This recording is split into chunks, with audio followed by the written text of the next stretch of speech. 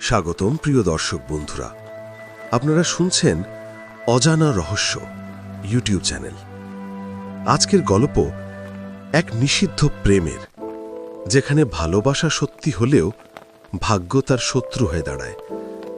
গল্পের নাম নিষিদ্ধ প্রেম, মধুমিতা ও শুভজিতের অজানা কাহিনী। চলুন গল্পটা শুরু করা যাক। নারায়ণপুর নামের একটা শান্ত ছোট্ট গ্রামের মানুষজন একদম সরল সাধারণ। তাদের জীবনে তেমন কোনো নাটক নেই। ওই গ্রামেই থাকত ২৪ বছরের এক যুবক শুভজিৎ। একদম অমায়িক স্বভাবের ছেলে, সবার সাথে হাসি খুশি, গ্রামের সকলে ওকে ভালোবাসে। একদিন সন্ধ্যার দিকে গ্রামের পাশে বড় একটা মেলা বসল। আলো, ভিড়, দোকানের গন্ধে পুরো পরিবেশটা এক অন্য জগৎ। শুভজিৎ তার বন্ধুদের সাথে গেল সেই মেলায়। কেউ খেলনা দেখছে, কেউ জিলিপি খাচ্ছে, সবাই আনন্দে মেতে উঠেছে। মেলার মধ্যে শুভজিৎ এক দোকানের পাশে দাঁড়িয়ে ঠান্ডা পানীয় জল খাচ্ছিল। ঠিক তখনই তার চোখে পড়ে এক অচেনা মহিলা। মাঝবয়সী নয়, আবার খুব ছোটও নয়, বয়স হয়তো ২৮-৩০।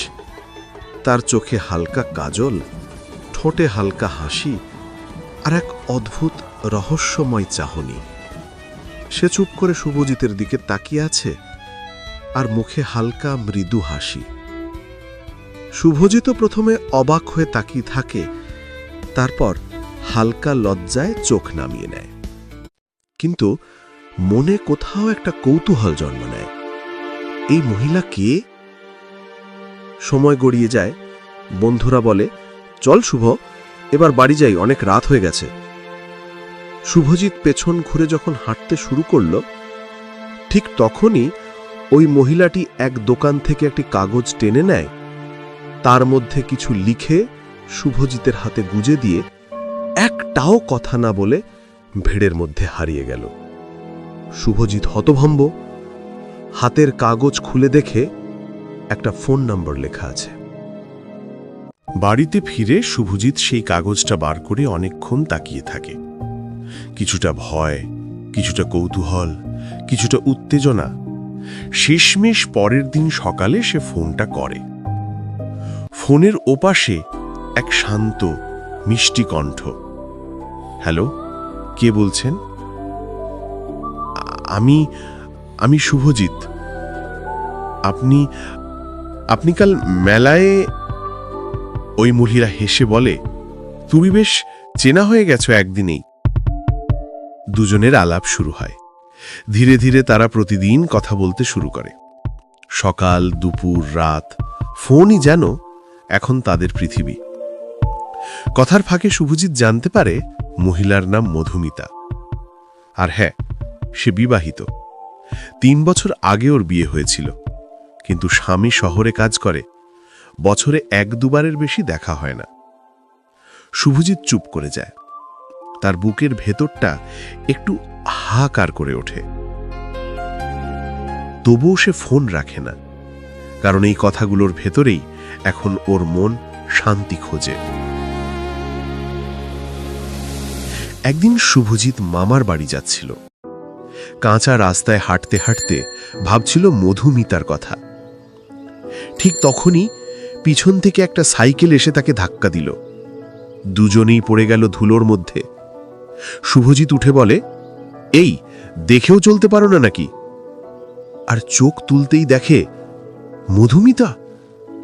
দুজনেই অবাক। মধুমিতা হালকা হেসে বলে, সরি, ব্রেক কাজ করছিল না। লজ্জায় মাথা নিচু, চোখে কাঁচের মতো জল, আর কপালে বিন্দু বিন্দু ঘাম। সেই মুহূর্তে শুভজিতের ভেতর কিছু একটা ঘটে যায়। ও বুঝে যায় ওর মন পুরোপুরি হারিয়ে গেছে। একদিন মধুমিতা বলে, তুমি যদি চাও বিকেলে নদীর পাড়ে দেখা করো, যেখানে পিপুল গাছটা আছে। বিকেলের আলো, হালকা বাতাস, নদীর গন্ধ। শুভজিৎ দাঁড়িয়ে আছে। মধুমিতা ধীরে ধীরে এগিয়ে আসছে। চুলে হাওয়া লাগছে, শাড়ি উড়ছে, আর হাসিটা যেন সোনার মতো ঝলমল করছে। প্রথমবার ওদের মুখোমুখি কথা হয়। মধুমিতা বলে, শুভ, জানি এটা সমাজ মানবে না, কিন্তু তোমার চোখে কিছু আছে যা আমাকে শান্তি দেয়। শুভ বলে, তুমি আমার জীবনের সবচেয়ে সুন্দর ভুল। তারপর থেকে প্রতিদিন নদীর পাড়ে দেখা হয়। ওরা হাঁটে, গল্প করে, হাসে, বৃষ্টিতে ভিজে একে অপরের হাত ধরে। নদীর জলে প্রতিফলিত হয় তাদের প্রেম। কিন্তু মধুমিতা কখনো বলেনি তার মনের গভীর দুঃখ। স্বামী নির্লিপ্ত, ভালোবাসা নেই, সংসার ফাঁকা। শুভজিৎ হয়ে ওঠে ওর একমাত্র আশ্রয়। একদিন হঠাৎ গ্রামের কয়েকজন ওদের দেখে ফেলে। পরের দিন গুজব ছড়িয়ে পড়ে, মধুমিতা এক ছেলের সঙ্গে দেখা করছে। মানুষ হাসে, কথা বলে, গালাগাল দেয়। মধুমিতার শ্বশুরবাড়ি থেকে ফোন যায় শহরে থাকা স্বামীর কাছে। স্বামী ফিরে আসে, রাতভর ঝগড়া, কান্না, দরজা বন্ধের শব্দ। মধুমিতা কাঁদতে কাঁদতে বলে, আমি ভুল করেছি শুভ, আমি আর আসব না। শুভ অনুরোধ করে, একবার দেখা করো, একবার। কিন্তু ও ফোন ধরে না। দিন যায়, সপ্তাহ যায়। শুভ একা নদীর পাড়ে দাঁড়িয়ে থাকে। হাওয়া বইলে মনে হয় যেন ওর নাম ধরে কেউ ডাকে। 1 মাস পর শুভজিতের হাতে আসে এক চিঠি। চিঠিতে লেখা, শুভ, আমি হয়তো পাপ করেছি সমাজের চোখে, কিন্তু ভালোবেসেছিলাম হৃদয় দিয়ে। আগামী পূর্ণিমার রাতে নদীর পাড়ে এসো, হোক না দেখা শেষবারের মতো। পূর্ণিমার রাত, চাঁদের আলোয় নদী সাদা হয়ে ঝিকমিক করছে। শুভ দাঁড়িয়ে আছে, পায়ের নিচে ঠান্ডা জল, মাথার উপর কুয়াশা। দূর থেকে কেউ আসছে, হালকা শাড়ি, খোলা চুল, চোখে কাজল। হ্যাঁ, ও মধুমিতা। দুজনের চোখে জল। মধুমিতা বলে, শুভ, হয়তো পরের জন্মে আমরা একসাথে থাকব। শুভ ওর হাত ধরে বলে, না, এই জন্মেই তোমাকে হারাতে পারবো না। তখনই গ্রামের দিক থেকে লোকজনের আওয়াজ, লণ্ঠনের আলো দেখা যায়। মধুমিতা ভয় পেয়ে পেছনে সরে যায়। ওরা আসছে শুভ, ওরা আমাদের মেনে নেবে না। বৃষ্টি নামে। শুভ এগিয়ে আসে, মধুমিতার হাত ধরতে চায়, কিন্তু ও সরে গিয়ে নদীর জলে নেমে যায়। ধীরে ধীরে মিলিয়ে যায় কুয়াশার মধ্যে। শুভ চিৎকার করে, মধুমিতা! কিন্তু শুধু নদীর শব্দ, বাতাসের হাহাকার। চাঁদের আলোয় নদীর জলে ভেসে যায় একটি ফুল, যেটা মধুমিতা একদিন ওকে দিয়েছিল মেলার রাতে।